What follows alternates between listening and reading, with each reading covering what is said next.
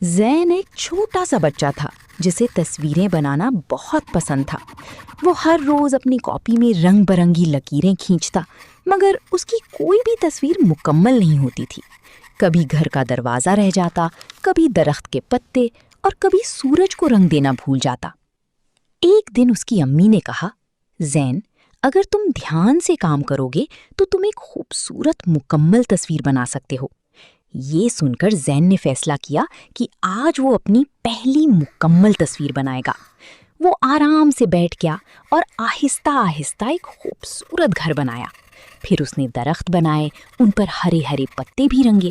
اس کے بعد نیلا آسمان بنایا اور پیلا چمکتا ہوا سورج بھی شامل کیا۔ آخر میں اس نے اپنے دوستوں کو کھیلتے ہوئے بھی بنا دیا۔ جب تصویر مکمل ہوئی تو زین بہت خوش ہوا۔ اس نے اپنی امی کو دکھایا۔ امی نے مسکرا کر کہا، واہ زین، یہ تمہاری پہلی مکمل اور خوبصورت تصویر ہے۔ زین نے سیکھا کہ محنت اور توجہ سے ہر کام مکمل کیا جا سکتا ہے۔ اب وہ ہر تصویر پوری لگن سے بناتا تھا اور کبھی ادھورا نہیں چھوڑتا تھا۔